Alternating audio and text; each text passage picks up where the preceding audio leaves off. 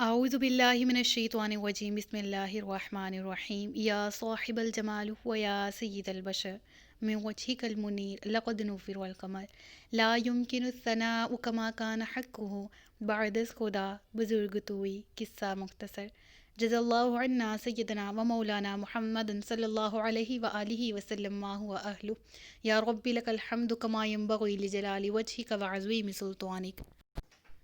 رب اشرح لي صدري ويسر لي أمري واحلل عقدة من لساني يفقه قولي رب زدني علما رب زدنی علما رب زدنی علما۔ السلام علیکم ورحمۃ اللہ وبرکاتہ۔ میں حافظہ افرا جاوید اسلام آپ سب لوگوں سے مخاطب ہوں اپنے یوٹیوب چینل انفینٹ اسلام میں آپ سب لوگوں کو خوش آمدید کہتی ہوں۔ امید کرتی ہوں آپ سب لوگ خیریت سے ہوں گے، زندگی پرسکون پر اطمینان اور ایمان بالخیر گزر رہی ہوگی۔ سورۃ البقرہ اردو ترجمہ اور تفسیر، اس کی آیت نمبر 261 تک ہم گزشتہ اسباق میں پڑھ چکے۔ آج کے سبق میں ہم سورۃ البقرہ کی آیت نمبر 262 سے باقاعدہ آغاز کریں گے، جس میں اللہ رب العزت ارشاد فرما رہا ہے، وہ لوگ جو اپنے مال اللہ کی راہ میں خرچ کرتے ہیں، پھر اپنے خرچ کرنے کے بعد نہ احسان جتاتے ہیں اور نہ تکلیف دیتے ہیں، ان کا انعام ان کے رب کے پاس ہے اور ان پر نہ کوئی خوف ہوگا اور نہ وہ غمگین ہوں گے۔ اس آیت میں اللہ تبارک و تعالیٰ کی راہ میں خرچ کرنے کی فضیلت بیان کی جا رہی ہے۔ شان نزول کچھ اس طرح سے ہے کہ غزوہ تبوک کا موقع تھا۔ حضرت عثمان غنی رضی اللہ تعالیٰ عنہ اور حضرت عبد الرحمن بن عوف رضی اللہ تعالیٰ عنہ، انہوں نے غزوہ تبوک کے موقع پر لشکر اسلام کے لیے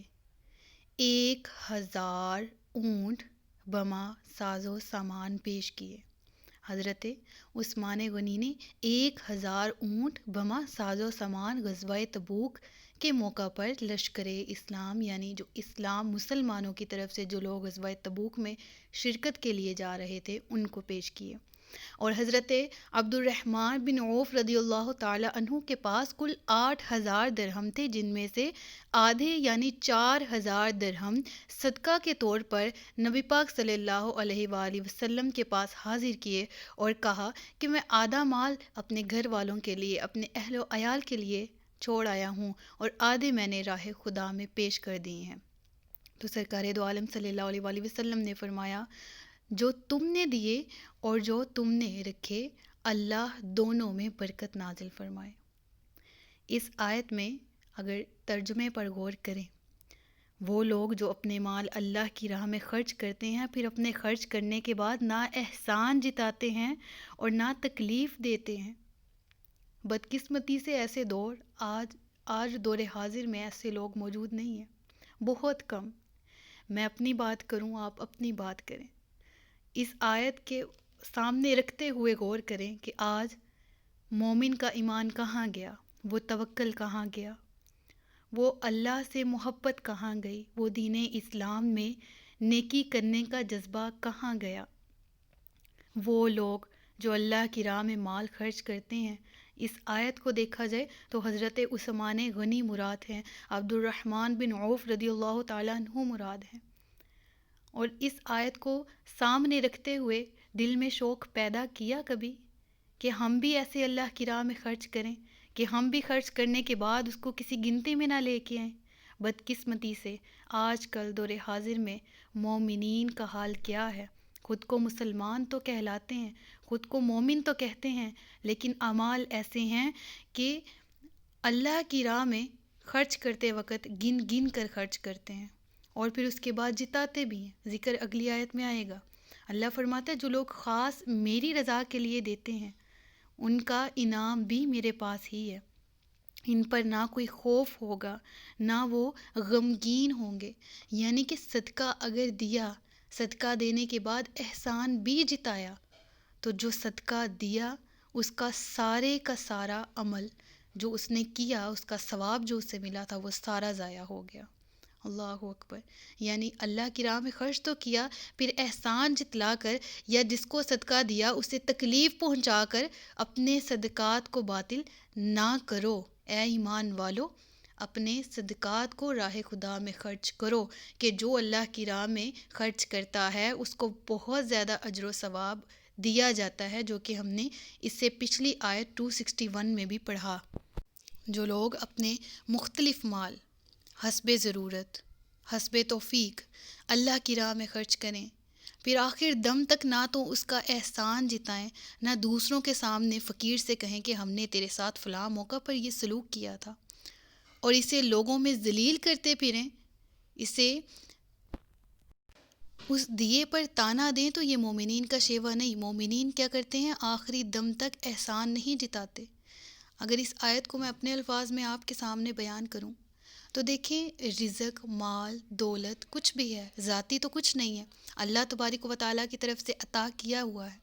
ہمارا نہیں ہے، اللہ نے ہمیں عطا کیا۔ پھر وہ کہتا ہے مجھے قرض حسنہ دو، میری راہ میں خرچ کرو، اور ہم خرچ نہیں کرتے ہیں۔ پھر اگر کہیں خرچ کر ہی دیتے ہیں تو جس کو دیا ہوتا ہے اس کو تانوں کے بوجھ تلے لا کے ہی مار دیتے ہیں۔ کبھی غور کیا ہے کہ یہ الفاظ جو زبان سے ادا ہوتے ہیں کہ میں نے تجھ پہ احسان کیا، جب ہم یہ لفظ کسی کے سامنے بولتے ہیں، کبھی غور کیا کہ ہم نے اس پر کتنی عمر بھر کا بوجھ ڈال دیا، کتنا برا اس کو محسوس ہوا ہوگا۔ تم نے اسے اپنے سامنے حقیر کہہ دیا، تم نے اپنے آپ کو اس کے سامنے تکبری اور بڑائی کے ساتھ بیان کیا، اور تم نے اپنے آپ کو اس کے سامنے بڑا بیان کیا، حالانکہ میں اور آپ اپنی اوقات ہماری کوئی ہے ہی نہیں، جو بھی عطا ہے ہمارے اللہ کی ہے۔ اور مومنین جو اللہ کی راہ میں نیک عمل کریں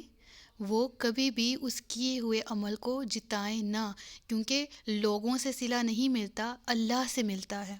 اور یہ اعمال، یہ زبان سے جاری رکھنا کہ میں نے تو سب کے ساتھ بھلا کیا، میرے ساتھ کسی نے بھلا نہیں کیا، تو یہ بھی ناشکری ہے، یہ بھی شکوہ ہے، کیونکہ ہم نے ان سے بھلا نہیں لینا جن کے ساتھ ہم بھلا کر رہے ہیں، ہم نے اللہ سے اجر لینا ہے۔ ہمیں وہ بندہ اجر نہیں دے سکتا، وہ تو خود طلبگار ہے اجر کا۔ ہم نے کسی پر احسان کیا، ہم نے کسی کے ساتھ نیک برتاؤ کیا، اب اجر اللہ سے مانگنا ہے، کیونکہ اللہ کی ہی ذات دینے والی ہے، اس کے علاوہ وہ شخص ہمیں کیا صلہ دے دے گا۔ ہم نیکی، افسوس کہ ہم نیکی کرنا اسی وجہ سے چھوڑ دیتے ہیں کہ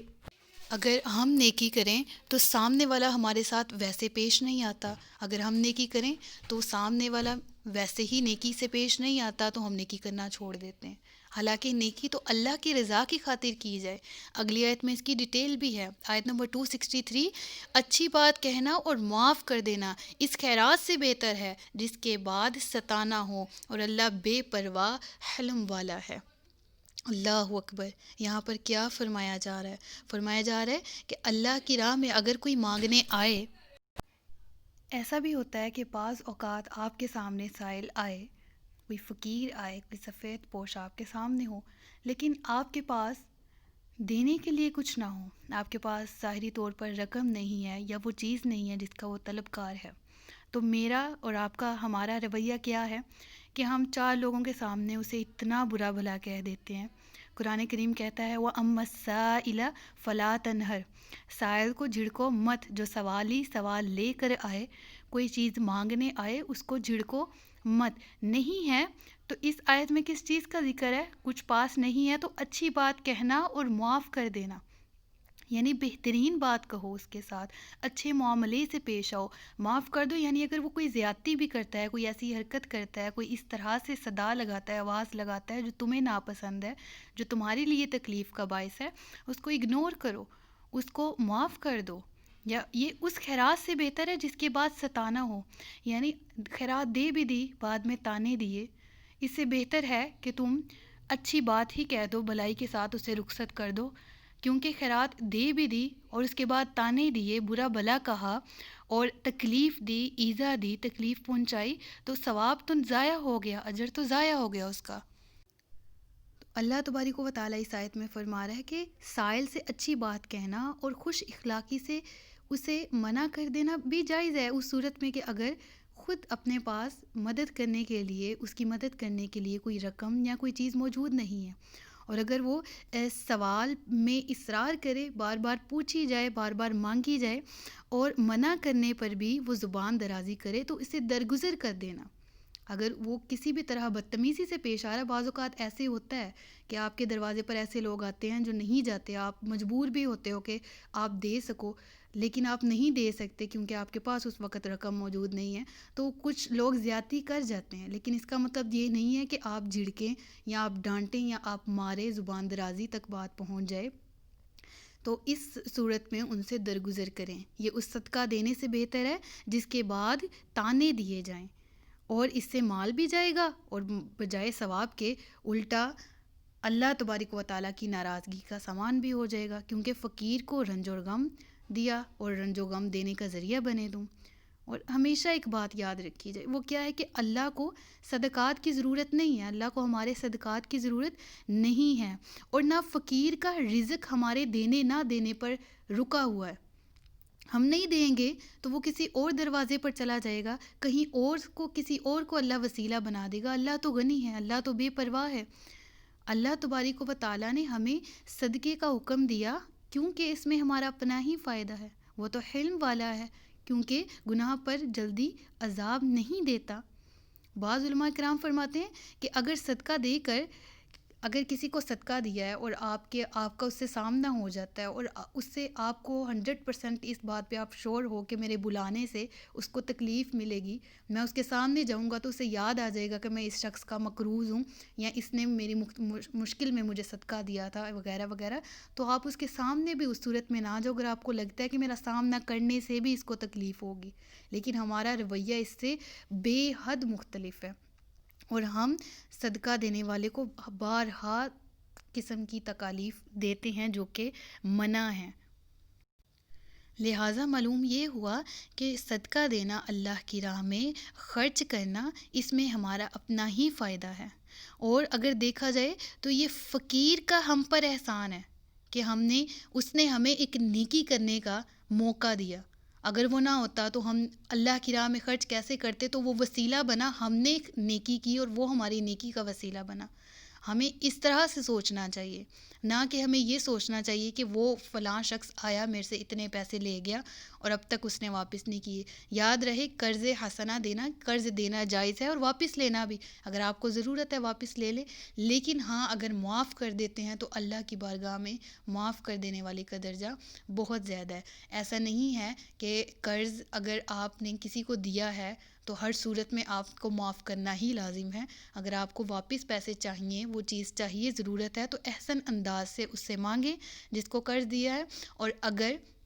وہ نہیں دے رہا تو اس کو مہلت بھی دیں، اس کی مجبوری کو سمجھیں، اور معاف کر دینا بہت بہترین ہے۔ جو لوگ اللہ کے احکامات کی پیروی کرتے ہیں ان پر کسی بھی قسم کا غم نہیں ہے، نہ کوئی خوف ہے، یعنی قبر میں بھی کوئی اندیشہ یا خوف نہیں ہوگا، اور میدان محشر میں بھی کسی بھی قسم کا غم نہیں ہوگا۔ صدق اللہ العلی العظیم و صدق رسولہ النبی الکریم ونحن علی ذلک من الشاہدین والشاکرین وما علینا الا البلاغ المبین۔ سچ فرمایا اللہ نے جو عظمت والا ہے۔ مجھے دعاؤں میں یاد رکھیے گا، اپنا خیال رکھیے گا، اپنے سے زیادہ دوسروں کا۔ تاجدار ختم نبوت زندہ باد، پاکستان ہمیشہ زندہ باد۔ السلام علیکم ورحمۃ اللہ وبرکاتہ۔